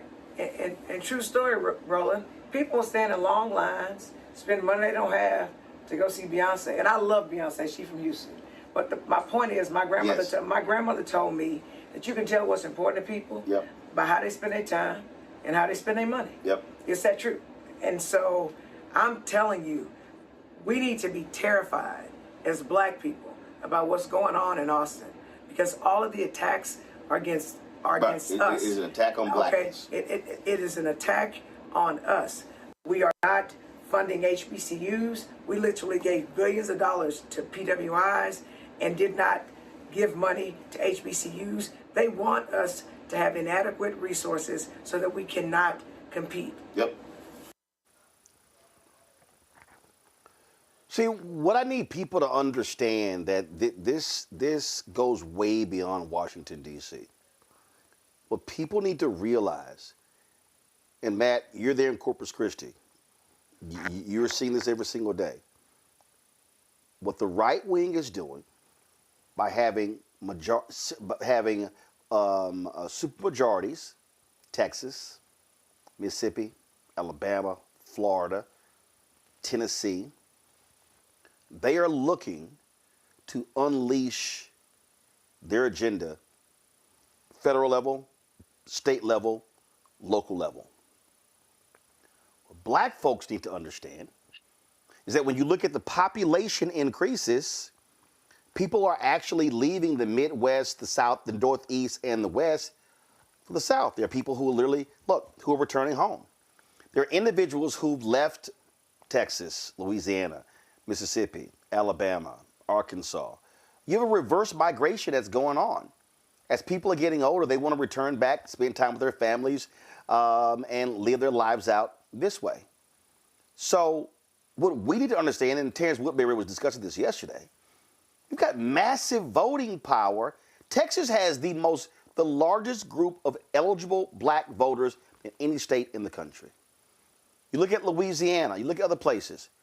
But as long as we are not showing up using our power, these thugs, Matt, will get to make the decisions because too many of us are complaining about stuff but not showing up to stop them. You're 100% right. And in addition to that, they know that the tide is turning. They know that Texas is going to be blue soon, which is part of the reason they're getting their tentacles into everything. I mean, I told you last time I was on the show that there's been a big fight here in Corpus Christi about the library board. There's literally a group of MAGA types who have infiltrated the library board. And if you read the local newspaper, a lot of the stuff that they're talking about is the books in the library. I mean, every aspect of government and every aspect of society they're targeting. And part of it is because they know here in Texas, to your point, that Texas is going to turn blue sooner than later. So they're trying to do everything they can to keep those little silos of power. Now, it's interesting that you and Jolanda were talking about Harris County, because you're exactly right. But my home county, Travis County, I would say would be second to Harris County in terms of their desire to not let them have local control. I mean, look at how they've attacked the DA there, how they've attacked the Austin City Council, how they've attacked the people in Austin, because Austin is a blue pocket in the state of Texas, right? And Greg Abbott is there, as you know, and they don't want local control there because that local control does not ideologically jive with what they think the rest of Texas should be out in West Texas and East Texas and other parts of the state. So you're exactly right. But what we as Texas Democrats have not done effectively, in my opinion, is we have not, countered on some of those things that we don't think of as being big ticket items, where you're seeing the infiltration of these boards and usurpations of power, and then the governor appointing things. I'm glad you and Jolanda were talking about that, because that's one of the most insidious parts of this, that Abbott and his team are consistently finding things for him to appoint people to. And then just like Trump, he's just telling those boards what to do. A good example of that is that Daniel Perry murder trial in Austin a couple years ago, the guy who killed the veteran who killed the other veteran during a George Floyd protest. And remember, Abbott came out on TV and said Daniel Perry never should have been convicted. And then all of the people on the Texas Board of Pardons and Paroles, whom he appointed, went along and rubber stamped him pardoning a case where 12 people sat in a box, listened to all the evidence in super liberal Austin, and decided this guy was guilty of murder. That's a perfect example of exactly what the Republicans are doing here. But I think they're running scared, because I think they know the numbers will very soon be in our favor. To your exact point, look at how Houston's population has exploded over the last, 10 years? And a lot of those people that are coming in are not the archetypal Texas Republican. They're black and non-white people from around the country who have moved to Houston and who have changed that demographic and made it where, they're so terrified of that county. So we need to keep our foot on the gas and really stay on their necks, because, the tide is going to turn very soon. But here's the problem with that, Michael. There's a difference between folks saying the tide turning and then the tide actually turning. I'm going to go back to 2008, the election of Obama. Democrats, we might see 20 years we control the presidency. The coalition, not realizing that you have to continue to build that coalition. What I see too many people who give up. I also see people who are not mobilizing and organizing. I've said this numerous times. When Beto O'Rourke ran against Greg Abbott for governor, 75% of voters in Texas 30 and under did not vote. They just didn't even show up. So it's a massive state, 254 counties. Democrats only have 81 to 83 counties where they have a county party. So the bottom line is, you're just sort of saying, sure, dominate us in West Texas, dominate us. Look, they're losing serious ground to Republicans with Latinos in South Texas. So what I keep telling people is, I don't want to hear about demographics. This is what I mean. I don't want to hear about numbers, because numbers mean nothing to me unless folks are turning out. Look, Same thing there in Detroit. Mm-hmm. Same thing there in Michigan. You've got places in Michigan, significant black population. Are they turning out? And they're not turning out in the numbers to offset the white turnout. Right. Part of this conversation, Roland, we had last night. I was on the panel discussion for Alpha Phi Alpha Fraternity. They're having a 93rd Midwest Regional Conference here at the Renaissance Center here in Detroit. And I was on the panel discussion, and one of the things I was talking about is dealing with an attack on black political power. Okay, and we've had this conversation here before. You've had Gary Chambers on here before. He's from Louisiana. And when we see historically the rewriting of those state constitutions, during the Jim Crow era, Louisiana 1898, Mississippi 1890, that we talk about here, the Mississippi State Convention, they feared black people voting, specifically black men, okay? And we were voting in high numbers. And some of those laws, the felony disenfranchisement laws, and it's really people to understand how what we're dealing with here in the present is related to the collapse of Reconstruction in the Jim Crow era. Because anytime there are periods of perceived gains that African Americans make, there's always the white backlash to that. And we should have seen this white backlash coming because they put it in a book. It's called Project 2025, 922 pages. They spell out everything. But when we look at the felony disenfranchisement law that they passed in 1890 in Mississippi, if you were convicted of a felony, you lost your right to vote for life. It was specifically targeting the black political power there in Mississippi. That felony disenfranchisement law still But here's the thing, though. They were not targeting, and this is the distinction I want people to understand. They were not targeting black voters. They were targeting black people who voted. Now, why is that distinction important? Because, again, numbers mean nothing if you don't show up. Huge black population in Louisiana, don't show up. So we are actually, and I need everybody to listen to what I'm saying right now. We are doing the job for them. We are making their job easy. They're like, Donald Trump literally stood behind numerous podiums and microphones and said, black people, thank you for not voting.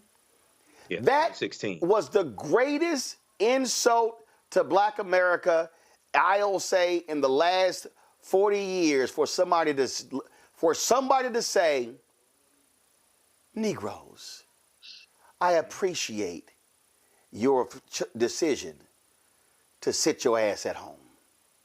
That's what he was saying. That should have pissed off more people. And that's the thing. They are happy when we are fixated on reality shows and other things and we're not showing up to the ballot box. Absolutely. And these are distractions, and they throw these distractions out here because they fear black political power. They fear us voting in masses. Okay, and to show you that fear, Shelby County versus Holder, U.S. Supreme Court case 2013, which gutted Section 5 of the Voting Rights Act. That came after the re-election of President Barack Obama, when we voted at historic numbers. That was the first presidential election. I think we voted at 66.7%, I think it was, for African Americans. That was the first presidential election where the percentage of African American registered voters was greater than the percentage of white registered voters who voted. That scared the hell out of a lot of white people, a lot of white conservatives. They came back and attacked us in the courts. So what has to happen is there has to be a direct connection between the conditions that we deal with and how policies that we vote for change those conditions for the better.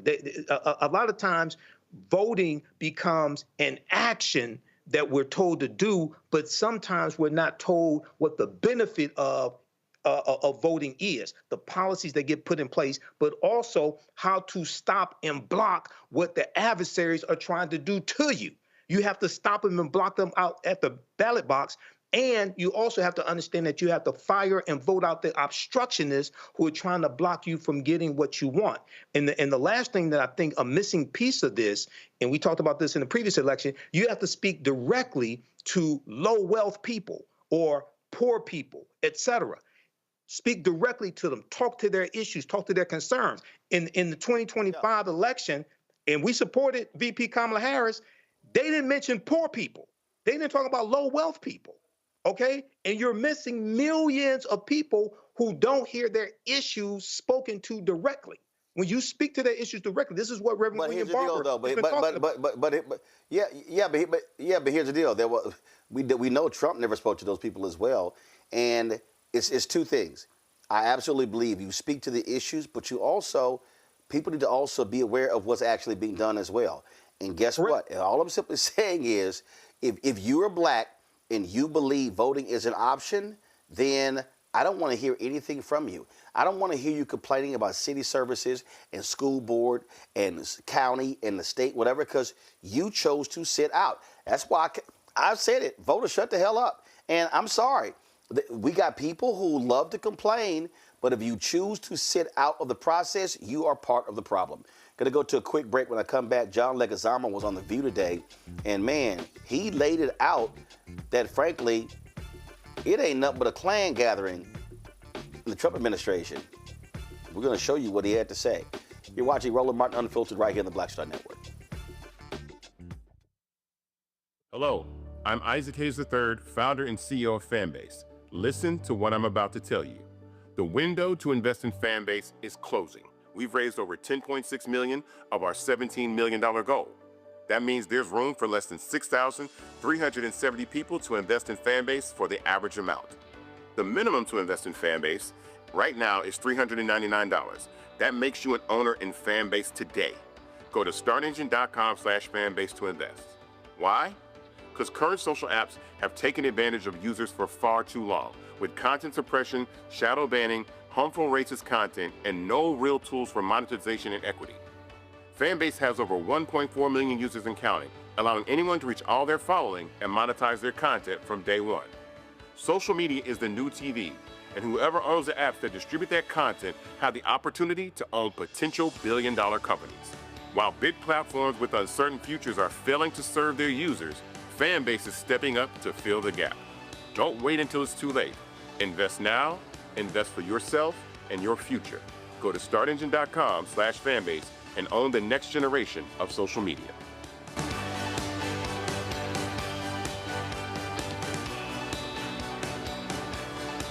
Hey, this is Motown recording artist Kim. You are watching Roland Martin Unfiltered. That boy, he always unfiltered though. I ain't never known him to be filtered. Is there another way to experience Roland Martin than to be unfiltered? Of course he's unfiltered. Would you expect anything less? Watch what happens next.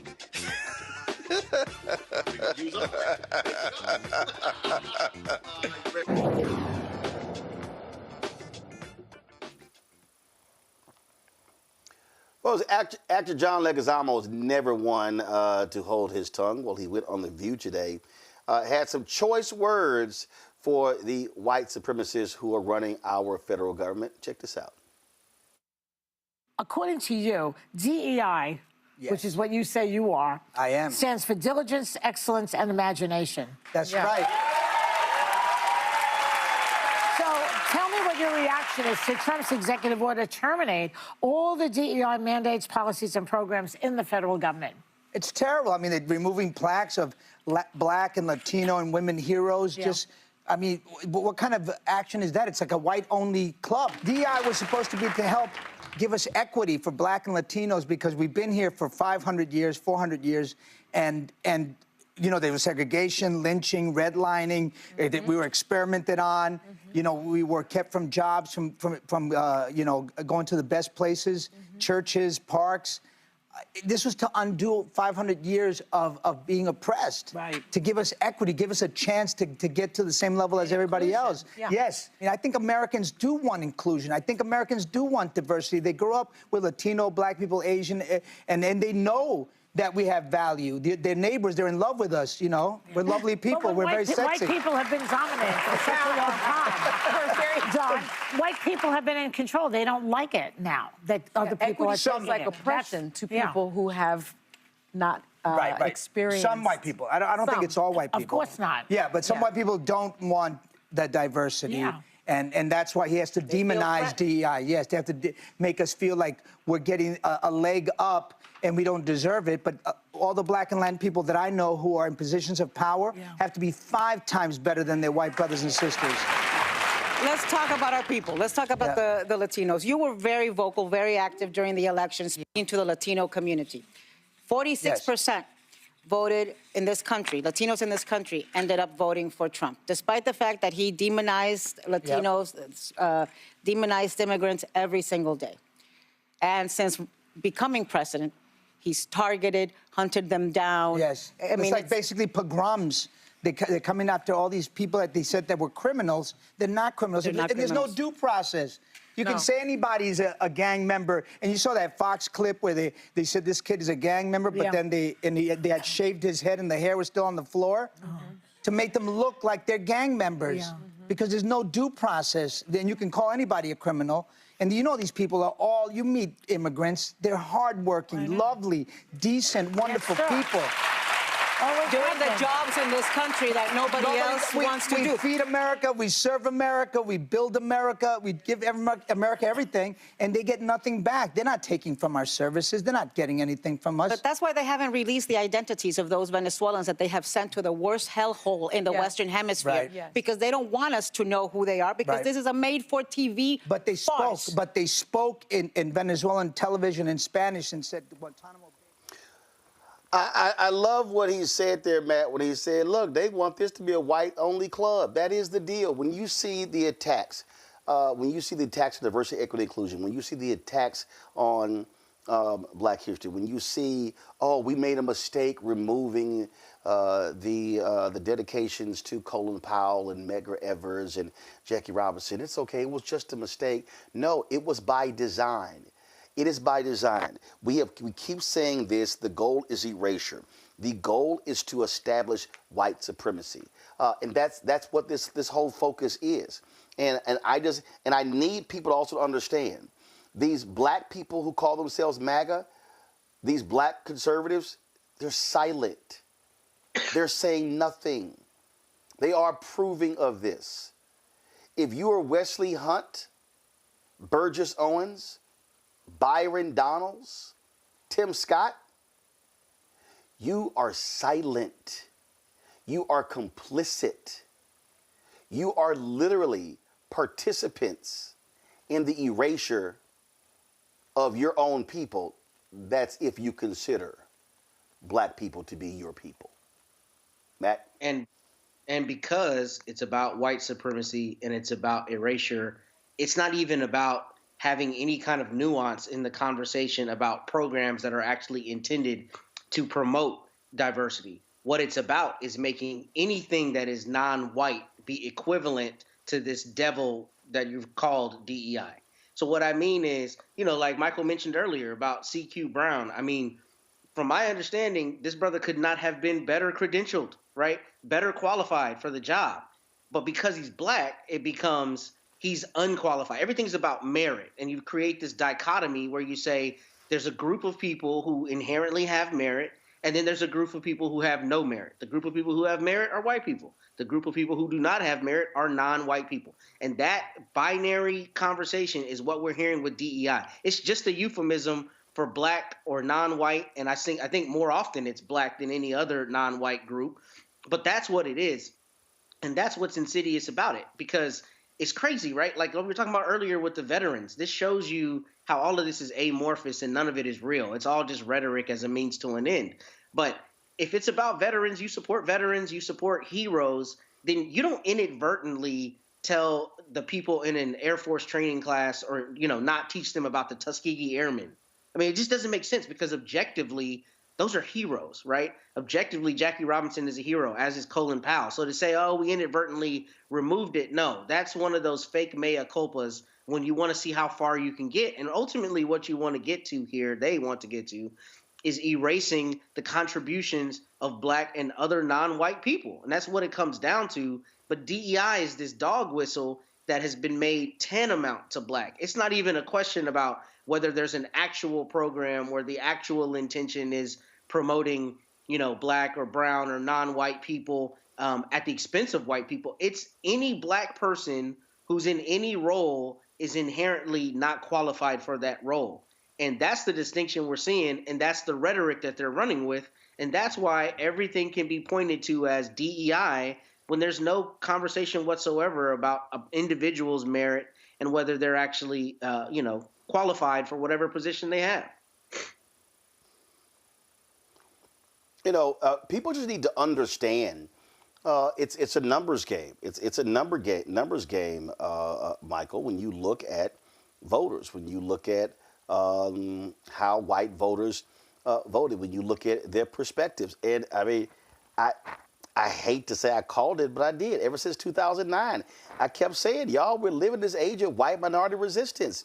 And whether these white folks want to be overt or covert, they are saying exactly how they feel. They're saying exactly where they stand. And folks just need to understand that white fear is running rampant and it is driving American policy. Yeah, and a lot of this has to do with the fear of the browning of America, and that by 2043, white people will no longer be the majority population in this country. When you look at the U.S. Census from 2020, the white population from the 2020 census was at 57%. That's the first time that the white population in this country has dropped below 60% since 1790, when the first census was taken. That scared a lot of people. And the attack that you see on DEI right now, there's this whole backlash to the racial reckoning that took place in this country after the death of George Floyd. And the ascent of diversity, equity, and inclusion is something that was part of that racial reckoning. So we're seeing this whole wiping out of basically 60 years of progress from the civil rights movement. We're seeing this all-out attack on it right now. And John Leguizamo is good that he was on The View today talking about this. Now, what gets left out of the conversation a lot of times is how DEI helps white women. Okay, and white women need to be more vocal about protecting and saving DEI, because they've been benefiting a lot from it as well. DEI has become the new N-word in some respects, and is used as a slur to say that people are unqualified. But at the same time, you've had white women who've gotten jobs, contracts, positions, things like this from this. So this is part of the fight, and we see the attack on universities. And when you look at the dismantling of the Department of Education, one of the things they talk about is sending all this back to the states, and they talk about woke ideology being taught in schools, et cetera. This is an all-out attack right now that we're under. Well, and y'all have heard me say this before. We talked about how when opioids first hit, how, frankly, racism actually helped out black people. Y'all may say, what do you mean? White doctors were not prescribing opioids to African Americans because they felt that black people were coming there trying to get high. Well, that began to change, and we have now seen the impact of African Americans dying due to opioids. Now, U.S. Department of Health and Human Services says overall opioid deaths are starting to decline, but black families, again, are losing loved ones to overdoses at alarming rates. Advocates say resources and life-saving tools aren't reaching black communities. Sounds very similar to other health crises. Joining us right now is Tracy Gardner, Executive Director of the National Black Harm Reduction Network. Tracy, glad to have you here. And, the point I was just making there is that, and I said for years that, man, that was one of the examples where racism actually helped black people. Racist white doctors were turning black people away. Well, that then began to change. So when you talk about a lot of these, and then what then happened was, Tracy, we saw it during the 2016, 2020 election, all of a sudden, white people were asking for compassion for people who had drug problems. They were demanding intervention. They were demanding counseling, demanding rehabilitation. I remember a lot of black people said, man, I wish we had that sort of empathy when black folks were dealing with crack cocaine. So we're still seeing, when you talk about the delivery of services to combat this, just like when it came to AIDS, when it came to other things, they're not reaching the black community in the same way. And that's exactly the point. That's what we're talking about. These disparities continue and get especially noticeable or after health emergencies land, right? So National Black Harm Reduction Network, We're a fairly new organization, but the idea of Black people needing to protect ourselves from systems is not a new idea, obviously. So we are joining Vital Strategies in a campaign that kicks off next week that's going to be called YouCanSaveLives.org. That's the website. And it's basically about getting more naloxone into our communities in a way that simply hasn't been done. It's going to be kicked off focusing on the 7 cities where the highest rates of overdose among Black communities is happening: Louisville, Durham, Milwaukee, Albuquerque, Newark, and Detroit. And we are going to go all out, making sure that naloxone is just as available as an EpiPen. It's 40% of people who die of an overdose. There's usually someone around. And so this is a tool that has not been made available in our communities, and we are going to kick this off to make sure it is. It's a simple tool to save our own lives. So what are you looking at? So are you trying to get policymakers to make changes so that resources are coming to Black communities? What are you asking of the community? What are you asking people to do? We are asking people to embrace this way that community can take care of itself. Again, what we talked about earlier, whether it was HIV or crack, but when we are armed with the tools, we can keep ourselves healthy. So this, again, is something that you just don't find in our communities in the way that it is in other communities. The overdose mortality rate, the overdose death rate has gone down in white communities and continues to either hold steady or increase in Black communities. And yet and still, we don't have these tools. Now, some of the issue is about the infrastructure that we don't have in our communities because of the war on drugs. And that is not that long ago when you think about investments into our community.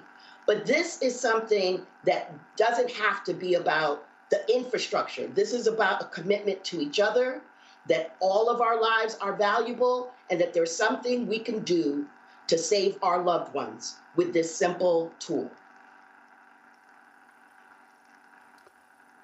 Questions from the panel. Matt, you go first. Okay, Tracy, I was reading in preparation for today that the number of overdoses has gone down, I think, in the last couple of years.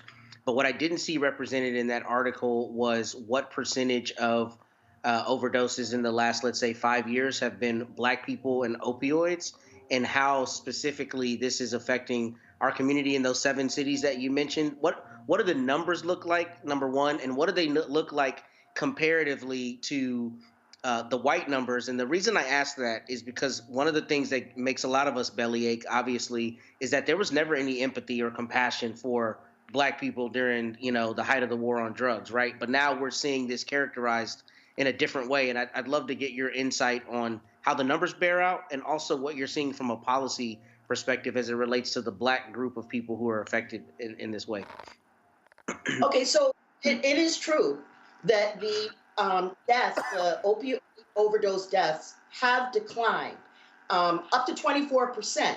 But that obscures what is going on in just about any Black community in this country, from New York to Detroit.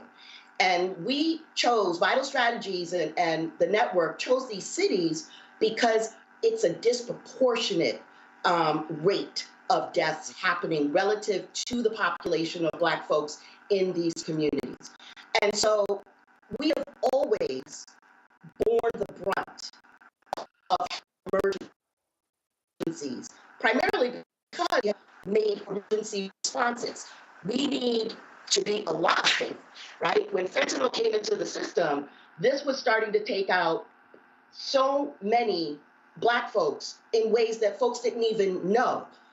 Older Black men wiped out from the introduction of fentanyl to the system, but there was no response there wasn't any response when it started happening to our elders, but then when it went into the white communities, there was a marshaling of efforts and a quick availability of these tools, whether it's naloxone, which a lot of people know as Narcan, test strips, treatment, all these ways that became from the empathy that was being felt for and by Black people or by white people.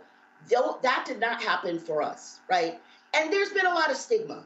And the stigma in some parts is a little bit self-imposed, but it's also part of the whole campaign to make us be less than, to dehumanize, and to be absolutely unmindful of the challenges that we face. So in 22 out of the 25 states that we were looking at in a particular study from Georgetown, the rate of overdose death was higher for Black individuals than white through 2022 and 2023. Black men, 54 to 73, are 4 times more likely to die of overdose. Our young people are taking pills, drinking lean, and don't know that these are opiates, and they are at risk. And we need to be able to identify when someone's in an overdose and then be able to have those tools available. Next week, when we have our press conference, we're going to hear from a Black mom from Bowie, Maryland. Her name is Kimberly, and her son overdosed in the bedroom next to her home office. And she looked everywhere for the Narcan and couldn't find it. And it turned out tragically that it was in his pocket. We need to make sure that it's everywhere. It doesn't matter if you use drugs or not. It is about having a tool, just like an EpiPen, just like an AED, available to be able to stop a death. Michael. Tracy, in the article that you wrote, you talked about something that you just hit on, how some of these drugs aren't cast as opioids, and you talked about drugs popularized in hip hop culture, like Percocet and lean, aren't cast as opioids. Can you talk about how that makes it really challenging for what it is that you do?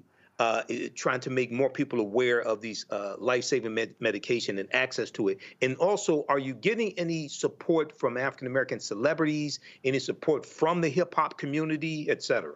Right. Okay, so let's be clear. Percocets, lean, those are opioids. And that is why we are seeing young people, older people, mixing it with alcohol. People are dying of overdose deaths, and sometimes people will be right around them and not know that they are dying from their overdose. They may think they're asleep or just, passed out.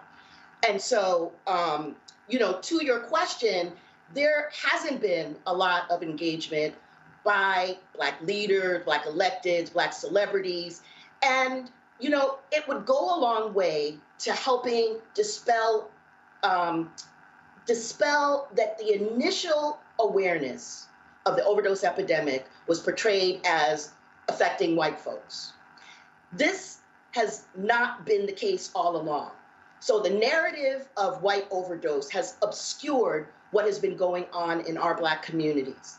And the shame and the stigma make it difficult for folks to come forward and talk about it. That makes it difficult. We still have challenges getting connected to treatment. Medicaid, insurance, all of these things that are barriers to us getting care are happening while the numbers are going down in white communities. And so part of it is we don't have a champion, right? That's in part why the network got started, so we can elevate the folks who've been doing work, fighting HIV, fighting health epidemics in our community, but also to be able to try to identify a champion to take away the stigma of this. Look what Magic did with HIV. We do not have one single celebrity that you can mention that is associated, and there is no question in my mind that the viewers, people have lost folks to overdose. People have had family members and friends struggle with substance use, with addiction, and we can't pretend it doesn't happen to us. We have to take charge of it because we're not going to get any help from you know where. This is about organizing and mutual aid, and we have a simple way to do it. Okay, thank you. All right. Well, Tracy, if folks want to reach out to your organization, where do they go? If they want to, they're going to go to youcansavelives.org. The press conference is on March 26th, but all the information is at that website. And, you know, again, we'd love the support for the National Black Harm Reduction Network. We're new, and we want to do for our folks what we know is needed. All right. Well, surely appreciate it. Thanks a lot. Thank you, Roland. Folks, the white West Virginia couple convicted for using their black adopted children as slaves, well, they're going to spend a long time in prison. They got sentenced to a combined 375 years. Donald Ray Lance received a sentence of 160 years after being found guilty of forced labor, human trafficking, child abuse, and neglect. Jean K. Whitefeather was sentenced to 215 years for the same charges, in addition to violating her children's civil rights. The couple was arrested in 2023 following a wellness check, during which authorities discovered 2 of their 5 adopted children locked in a shed on their property. The shed contained only a small porta potty and lacked running water. A 14-year-old boy was reportedly found with open sores on his bare feet. The children told authorities that they were forced to sleep on the concrete floor without a mattress or any padding. Well, I'm sure there are going to be some people waiting in prison to make them their slaves, Matt. Oh, yeah, and they deserve every bit of what they're about to get. And I'm glad they got that many years. I was very glad to see they got in the hundreds of years, because this is abhorrent. One thing I did wonder, though, is how long did this go on before that person saw it and made that welfare check? Because if they had these teenagers out there working on this farm in that land, surely people saw it and didn't question it. I don't know how it persisted as long as it did, whatever period of time that was. But I'm glad that she threw the book at him. And the judge's comments on this were very strong. So I'm glad to see that this outcome happened. Indeed, indeed, indeed. Michael? Yeah, this is a tragic story. I'm glad they're caught. I'm glad they're going to prison. One was sentenced to 160 years in prison. But, you know, this is horrible. But this also speaks to the crisis when it comes to black adoption and the need for more African Americans to adopt, African American children as well. So, yeah, this is a tragic story. Hopefully, these children get the help that they need, so to repair the psychological damage over time that they suffered. Absolutely, folks. Last weekend, first, remember on our March 4th. Broadcast, Tiffany Lofton told us about the Student Association having their legislative conference in D.C. And how they need to raise about $39,000 for some students at Florida A&M to attend. Well, folks, because of y'all largesse, we raised way more than that. And those students are actually going to be meeting this weekend. LegCon, the conference, of course, is where students can learn the basics of advocacy. And I'm going to be speaking to them tomorrow. So, yeah, it's taking place this weekend. And so, the students for FAMU put this video thanking those of us for helping to raise the money to get them to D.C. From FAMU to you, thank you! Thank you, Roland Martin and supporters, for helping us Rattlers get all the way to D.C. to continue our advocacy efforts. We appreciate you. Enjoy the show! All right, so I look forward to seeing them tomorrow there at Florida A&M. Michael, Matt, thank you very much for joining us on today's show. We certainly appreciate it. Thanks a lot. Folks, don't forget, support the work that we do by joining our Bring the Funk fan club. You want to support our efforts, please do so if you want to use Cash App, use the Stripe QR code. The QR code is right there. If you're listening, go to blackstarnetwork.com to support the work that we do. You can see your check and money order to P.O. Box 57196, Washington, D.C., 20037-0196. PayPal is R Martin Unfiltered. Venmo is RM Unfiltered. Zelle Roland at RolandSMartin.com, Roland at RolandMartinUnfiltered.com. You can, of course, download the Black Shirt Network app, Apple phone, Android phone, Apple TV, Android TV, Roku, Amazon Fire TV, Xbox One, Samsung Smart TV. If you want to get Roland Martin Unfiltered and Black Star Network swag, like this shirt that I have on right here, you see the shirt, don't blame me. I voted for the black woman. Come on, come back to me. Come back to me. Come on, come back to me. They come back. See, this shirt right here. Don't blame me. I voted for the black woman. A lot of y'all buying the shirts. We certainly appreciate it. All proceeds go right back into the show, so y'all can please help us out. So go to RolandMartin.creator-spring.com, RolandMartin.creator-spring.com, or just go to BlackStarNetwork.com. You can get our shirt. Hashtag, we tried to tell you, FAFO 2025, and lots of other shirts as well. Don't forget to get a copy of my book, White Fear, How the Browning of America is Making White Folks Lose Their Minds, available at bookstores nationwide. And, of course, be sure to download the app Fanbase. So get in the Google Play Store or in the Apple Store. And, of course, if you want to be a part of one of the owners, do an investment in Fanbase, they raised $10.7 million. The goal is to get to $17 million. Go to startengine.com/fanbase. Startengine.com/fanbase. Folks, that is it. I will be back. Actually, I got a colonoscopy on Monday. Don't forget, brothers, 50 and over.